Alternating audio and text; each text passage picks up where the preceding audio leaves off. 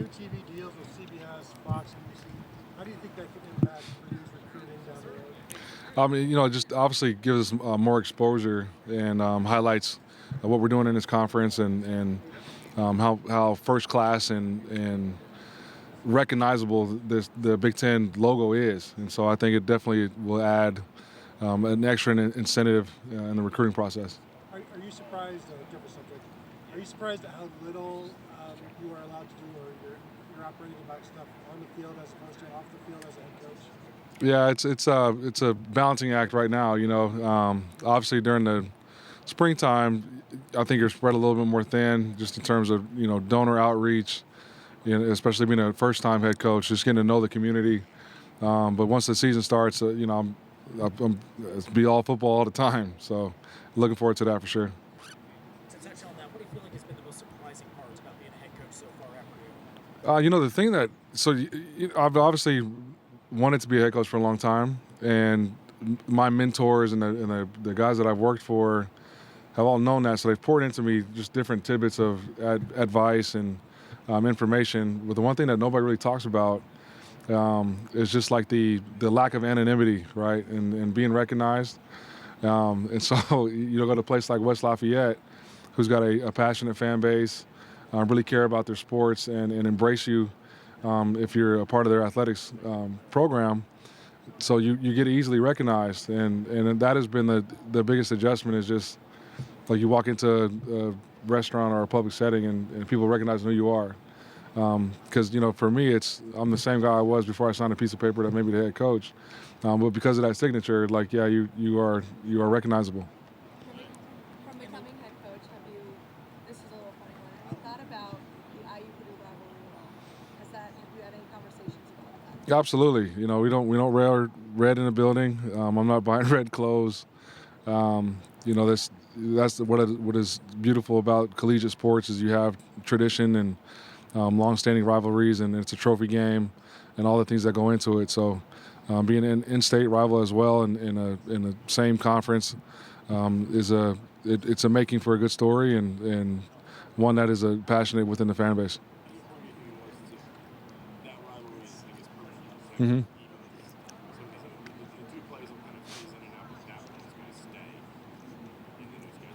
I think it's hugely important. Just like I said, with the history and the tradition of the two schools, the proximity with each other, those will be great games, and hopefully for a long time. What sort of identity have you tried to build with this program since taking over? Yeah, our three pillars right now are competitive, tough, and disciplined. And so if we can be those three things in every phase, both on and off the field, then we'll have success when it matters most. Ryan, what's the transition been like from, when you're a position coach, it's an intimate relationship with your players, even as a coordinator, head coach, more of a CEO role. What's that transition been like for you? Yeah, it's been a fun one. Obviously, your view is a lot broader. You're not just focusing, like you said, on your position group or your side of the ball as a coordinator. Now you're the lens you're looking at it from is a lot wider. But it's also been fun for me because now I'm not just really diving into relationships with 12 guys if I'm a position coach or 40-some guys if I'm a coordinator. The entire locker room, those are my guys, and so I'm working tirelessly to develop individual relationships with each one of them. And that is the part about this profession that I enjoy most, is just the relationship aspect of it. So for my job and my role now to have a broader scope has been fun. Kevin is our defensive coordinator, so he'll call the plays. In order for me to do my job at the most efficient and effective way I possibly can, I can't micromanage. I got to delegate responsibilities, and Kevin's going to do a great job. I was awarded the platform to be a coordinator and run that side of the ball and ultimately result in this opportunity. And so I got to give Kevin that same platform and that same opportunity, and he's doing a great job.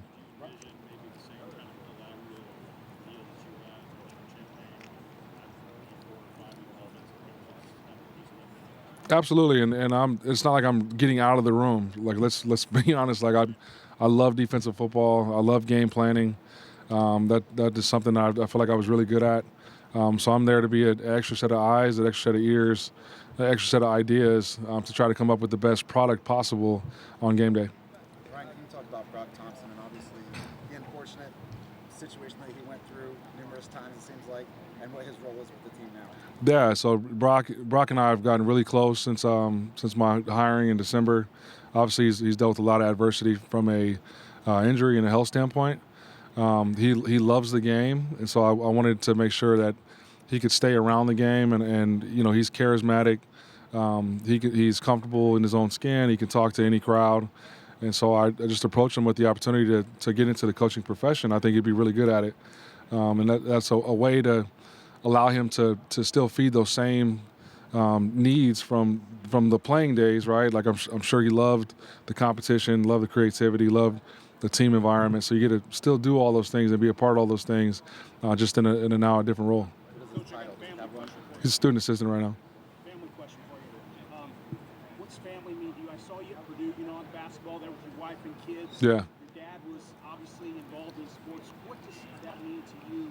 Bring your kids up the kind of same way you were. It's awesome, just to be able to be around them, to have a community and to be embraced with the community like we have been in West Lafayette has been huge. But family is everything, and not only your family at home, but also your family in the locker room. And to be able to integrate those two is an awesome experience, and hopefully one that my kids will grow up and cherish forever.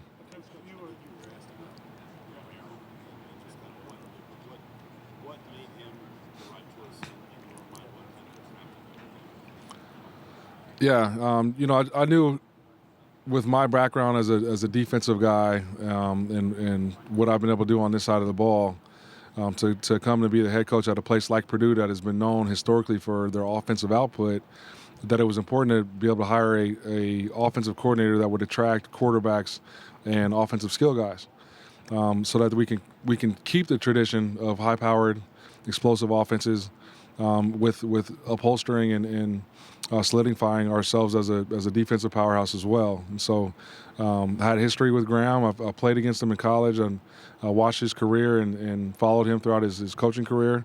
We've got mutual friends and guys that I respect on that side of the ball in his profession. And I really leaned on them for ideas and on who to hire and how to put together an offensive staff. And to a man, all the directions pointed to Graham. And so when I approached him with the idea of working together and moving him and his family out to West Lafayette, he chomped at the bit. It was an easy conversation. We think about the game and all the things that go into being a coach and doing this job and this profession the right way, the same. So his leadership on that side of the ball has been huge for us. And as a result, we got Hudson Card and a countless number of other transfers and to come into our program on that side of the ball, and we're also able to retain some of our better players from entering the portal at Purdue. And so it's been a great marriage, so to speak. And obviously, we haven't played it down yet, so I don't know what that's going to look like in terms of production on Saturdays. But I'm confident that we'll be happy with the product. You mentioned your college days, and then, Coach, big smile. Thank you. those college days you mentioned, you were all Big 12 a couple of times for Colorado. You're now, apparently, you as early as today, going to announce that they're back in Big 12. Does that have any meaning for you, just looking back? And then also, have you ever interacted with Coach Sanders at all over the years? I have not. I don't know Coach Prime. I was a huge fan growing up. You know what I mean? Like, obviously, if you played football, you were a Coach Prime fan. Just the way he operated, the swagger he had, all that he still has. And so I'm wishing them nothing but the best.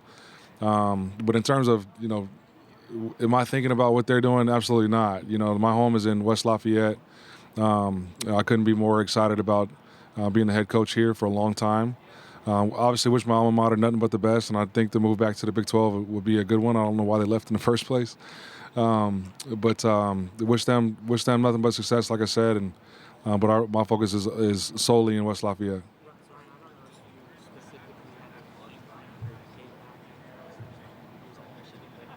Just curious of what stands out about him and I did not have because we weren't playing against him. You know what I mean? So I didn't really pay too much attention. Well, when we play Iowa, I'll definitely do my research.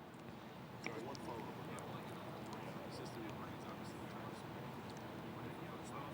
was a time when the air raid was kind of seen as a bit of a novelty as an offense that couldn't be replicated a lot of places, and now it's become one that is really kind of just all over football at all levels. As a defensive coach, what do you think it is about that system that, as you look at it from a defensive perspective, that has allowed it to endure and allowed it to score just those air raid points? Yeah, I mean, obviously it has grown and evolved with everybody that's branched out from the Leach tree, right? But I think one thing that has held true is the fact that you get good at a certain amount of concepts, and you only do those things, but you do them in different ways and you present them in different pictures, so that your guys are operating at an efficient and a high level at a good pace. They also get creative in the run game. I think that's expanded from the traditional air raid system. But that's why I believe it's had success, is because it's efficient. You don't see a whole lot of mistakes being made from a mental standpoint on that side of the ball, and it's a fun system to be a part of if you're a player. With so much change coming in 2024, but still one more season to play before that, is there any thought to kind of looking toward the future and trying to get the program ready for 24? How do you balance that? Yeah, my focus right now is on practice 1 of fall camp and Fresno State. I think if you look too far ahead in the future, you miss what's right in front of you. And this profession, this game it's too hard to win as it is and not be solely focused on the task at hand before you looking ahead. With the skill guys you've got, do you feel like this is an offense with Graham that's ready to hit the ground running and be that high-scoring offense that you talked about Purdue historically having? I think so. Obviously we're gonna have to stay healthy and we're gonna have to. We still have a ways to go, and I'm glad we got 25 opportunities before that first game to go practice and prepare for situational ball and all those things. And but we wouldn't have brought the guys in that we brought in. We wouldn't have kept the guys that we kept if I didn't feel like we could go compete for a championship. That is our goal, and that's why we all came to Purdue. Obviously, they played in that game a year ago, and so it's our job to try to elevate and raise that standard. And I definitely think we got the guys to go do so. Coach, you got the new quarterback, you got Graham Harrell, Eric. But with all the talk about the passing game, I feel like the run game could be really strong as well with McAtee and then the two all Big Ten offensive linemen you guys have. How are you scheming with that, with the offensive line and the run game? And what's the game plan going into season with that? Yeah, definitely think that we got some running backs that can tote the rock. Obviously, Devin McAtee was proven that he can be a successful back in this league. Dylan Downing is another guy that can go get you some tough yards and has great vision. And then we also moved Tyrone Tracy from wideout to running back, and he has excelled and soared at that position. I'm really excited about his maturation there. Hiring Marcus Johnson as our offensive line coach, coupled with Seth Dagey as our tight ends coach who spent time at Ole Miss. And then now with Graham, just those guys having a collaborative effort on different ways to be creative and run the football, I think is something that people will be unexpected going into the season. Ryan, as you prepare for training camp, how was the transition back from coordinator to head coach? Just as you Yeah, it's been awesome. It's been fluid. It's been calming. Like I said earlier today, it wasn't like I got the job and then now I'm trying to figure it out. It was I got the job and I'm executing a plan. So to have a plan in place and to see it be executed real time and really exceed your expectations has been gratifying to say the least. What stood out about Purdue as you make your decision? The people. I didn't know a lot about the community. I didn't know a lot about the facilities. I knew obviously the conference, but going through the interview process, I got a chance to meet and converse with administration and the leadership here. And I remember walking out of my last interview, and calling my wife and saying, I want that job because I want to work with those people, and that has held true. I couldn't be more excited about and gracious of the support that they've given our program, and that I couldn't be at a better place. Ryan, are you Well, we went and got Bennett from Arizona State, and he has been phenomenal. He's a football junkie. He's a quarterback through and through, and he'll get every opportunity in fall camp to showcase what he's able to do. Obviously, we didn't have him for spring ball, but he's came in. He's attacked the scheme and put in extra work. He throws routes on air with those guys and is developing timing with our wideouts. And we also got Ryan Brown, who came in at semester in the spring and has made great strides and wants to be good, so we'll have a chance as well.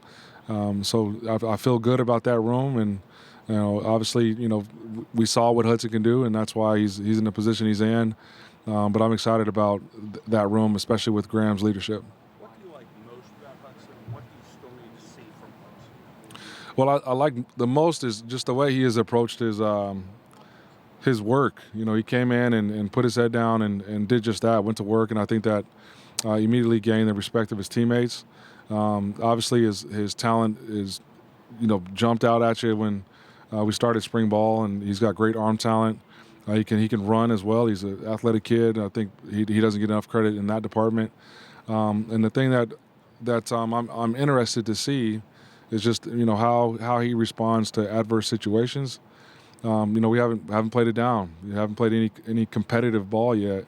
And so when things aren't going right, is how will he lead? How will he respond? And how will the team respond from his actions?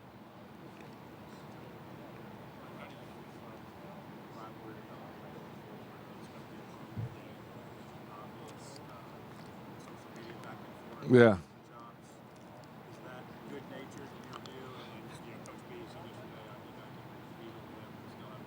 Absolutely. I mean, we used to needle each other in the building. You know what I mean? So, obviously, very appreciative of my time in Champaign. I owe a lot of my opportunities to Coach B. He provided a platform, and poured into me in terms of how to manage, and I couldn't be more thankful for his tutelage. And so now, we are competing, right? It was a rivalry game before I got here. It's a trophy game. We're an hour and a half down the street, playing in the same conference, and so a lot of times you'll be competing for the same things, and so it's a healthy competition. Obviously I'm trying to win in every area, and that's the nature of it. But that doesn't mean there's any ill will. I wish them nothing but success, except for one day out of the year. And I'm excited for those guys, and but I'm even more excited for what the potential that Purdue has in this conference. Coach, you're one of 3 new coaches. They all have in the Big Ten, but they all have to be in the West. Do you feel grouped in with those 3, and would it feel special to be ahead of Wisconsin and Nebraska at the end of the year? I mean, regardless of when you arrive, the ultimate goal is to win a championship, right? Would that be awesome to do in your first year? Absolutely.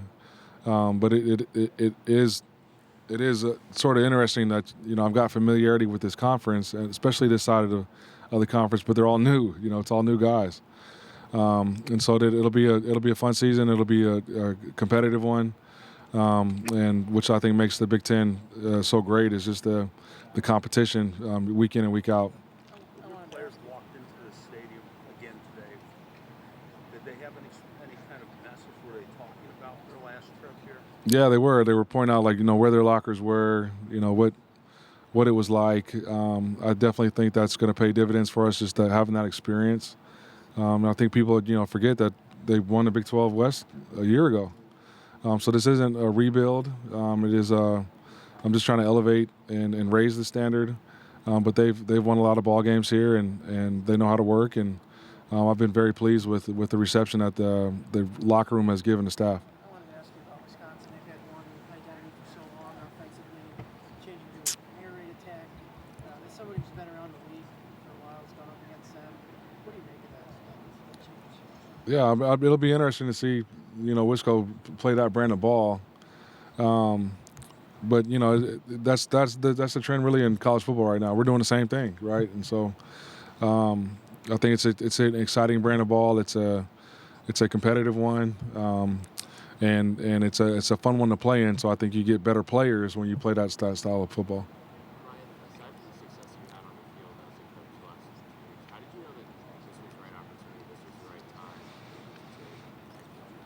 Yeah, I felt ready for it. I just felt like it was time. Like I would have been disappointed if this cycle would have went by and I didn't get a head job.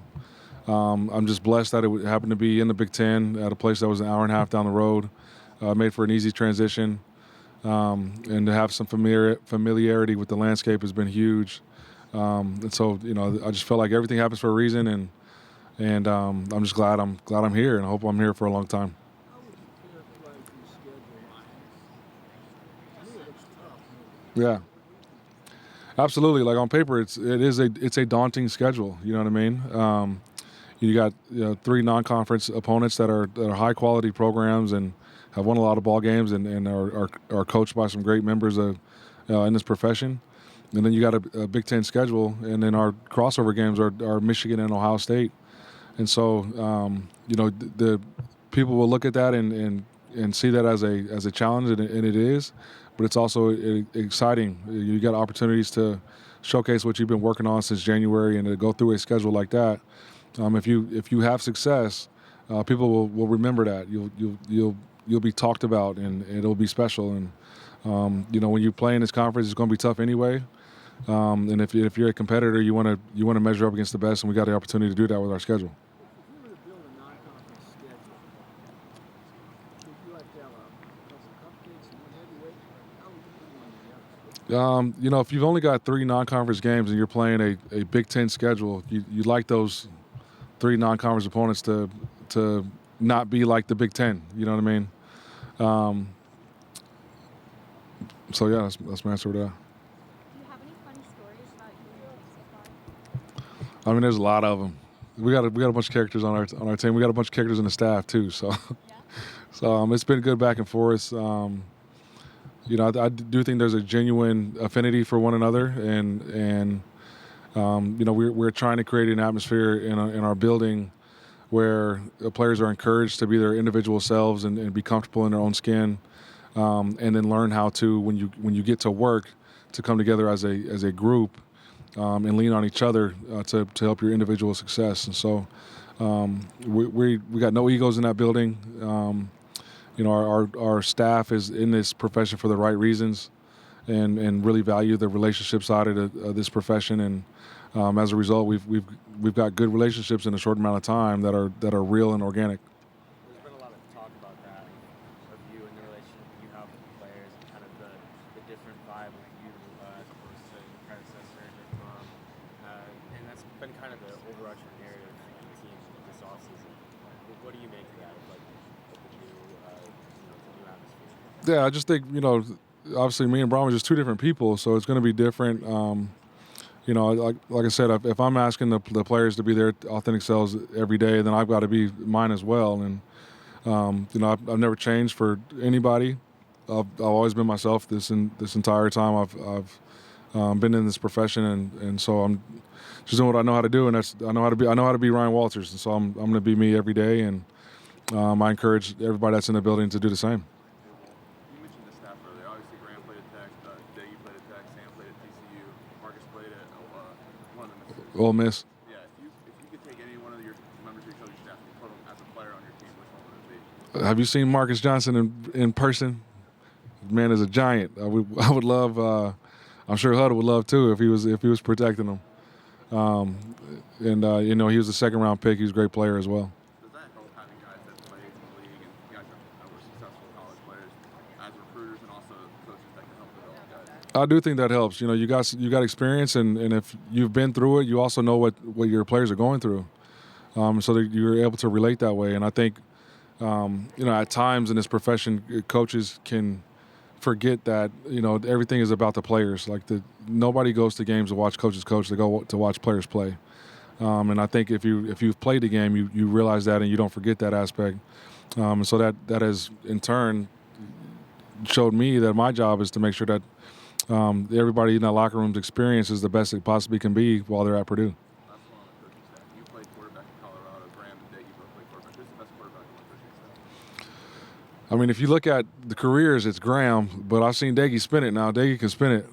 If you ask both of them, they'll say the same. Graham had a better career. Daggy might have a better arm. Brought in Hudson for that official visit late December. He's a pretty good quarterback. Yeah. What boxes were checked for you about him? Yeah, one, you watched the tape and you saw the talent. We went back and watched his high school tape, and you really saw the talent there as well. Then you do your research and get in touch with guys that have coached him. You find out what type of a guy he is, and then we went to do the in-home visit. You find out where he came from and what kind of support system he has and what his family is like.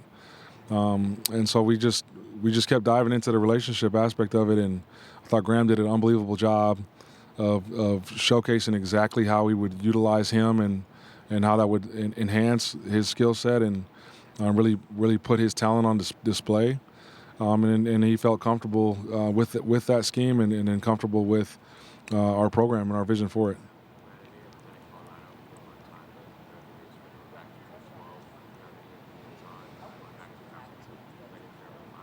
Yeah, like I said earlier, somebody asked that. Yeah, I don't think they ever should have left. You know what I mean? So I think it's a good move for them. Wish them nothing but success. I'd be remiss if I didn't ask. Obviously, the gold helmet with no stripe has been on display all week. Is there something coming with that alternate uniforms? Can you comment on any of that? I'll say our game one uniforms will look a little bit different than what they are displaying today. Coach, we had a lot of different options in terms of an offense.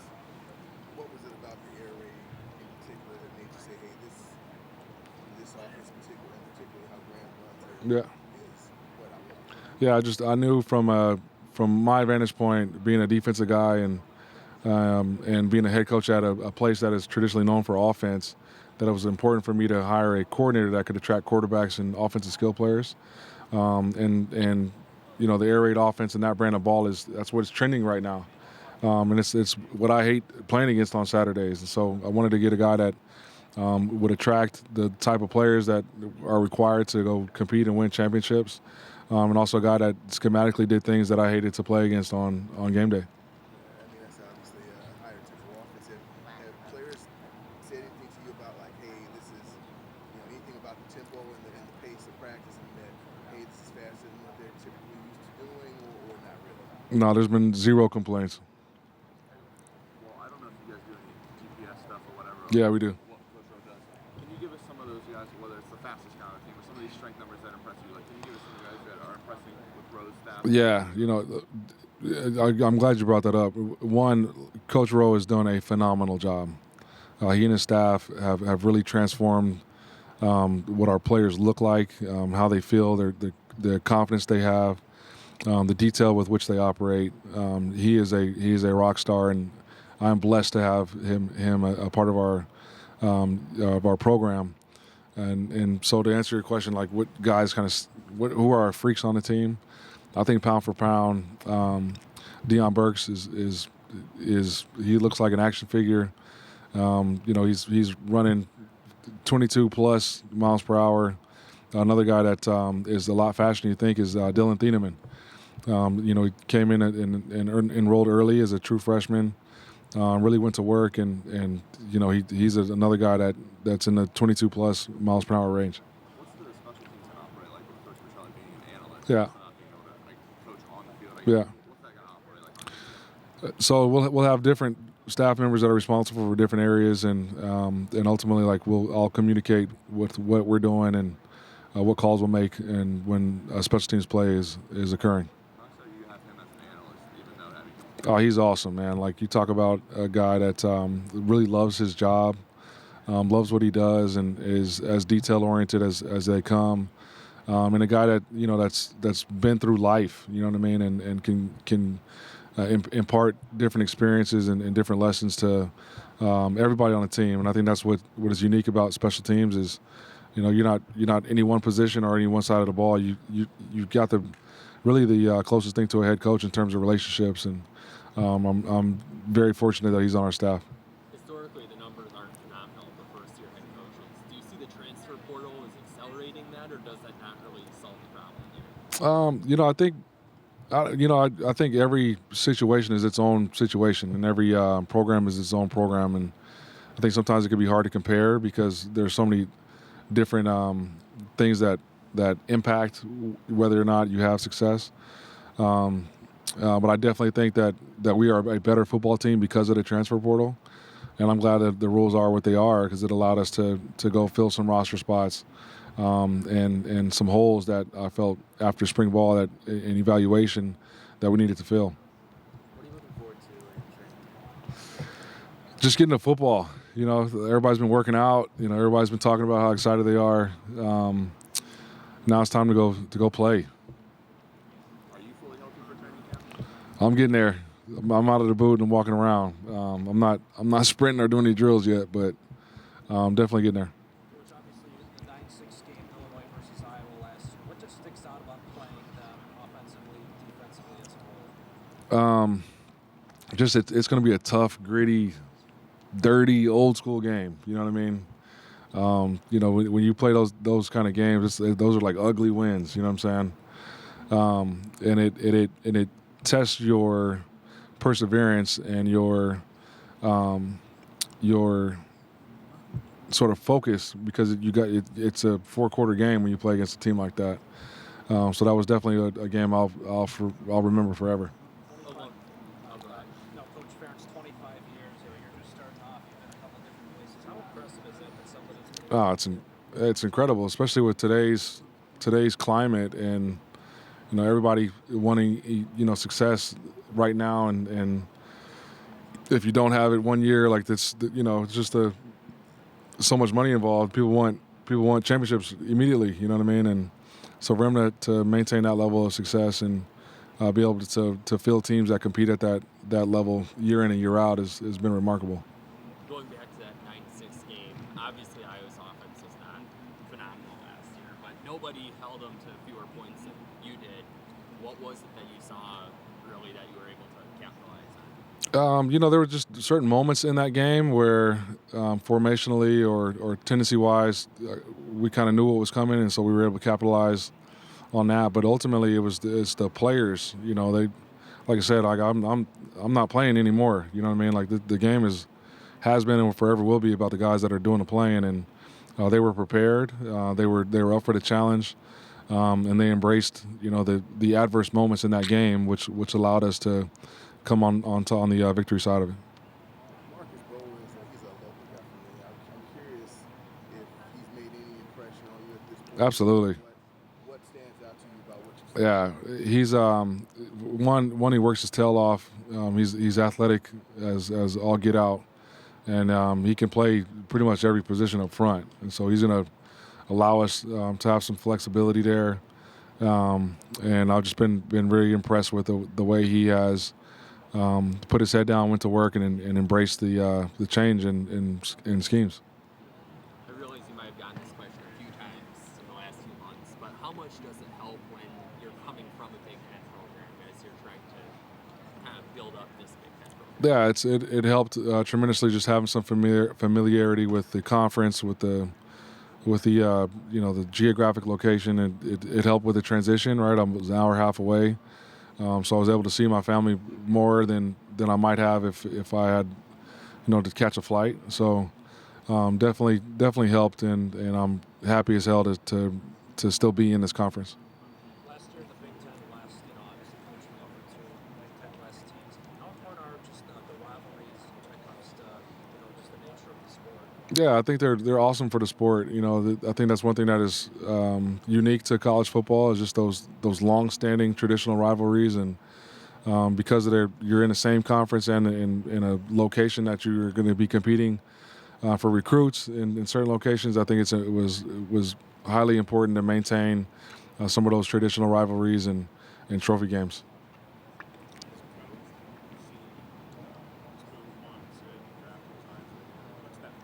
That's why you do it, man. Is you pour into them so that they can reach their goals and live out their dreams. And so, to see how much work those guys put in, and how hard they played, and how much they enjoyed playing with each other, to see those guys have the success that they've had and get drafted where they did there's nothing better as a coach.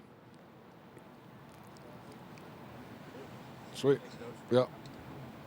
Appreciate you guys.